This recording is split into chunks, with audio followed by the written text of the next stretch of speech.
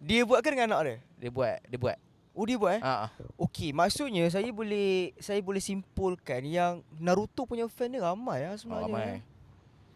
Okay. Dia boleh lawan One Piece lah. Oh ya yeah. Kamu betul cakap macam ni. Kamu fan One Piece best kamu lah. Oh ya. Luffy saya minat juga. Saya minat Zoro kok. Zoro pun saya minat juga. Okay. Right. So macam saya tak layan anime, cuma saya nak tahu apa yang best pasal anime ni kan. Lagi apa yang best pasal anime ni yang kamu dapat lah. Saya best sebab saya layan seronok. Grafik dia lawa. Dia macam cahaya, macam meletup tu cahaya dia lawa.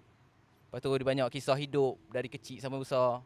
Dia banyak cerita pasal tu lah. Dia punya pertarungan pun macam gempak lah. Dia punya ni apa, cara berlawan Gojo dengan Toji semua. Tapi betul kau orang cakap anime ni dia kena layan episod by episod. Tidak kamu tak faham dia punya jalan cerita tu.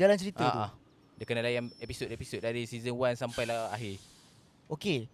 Kamu layan dari season 1 sampai akhir?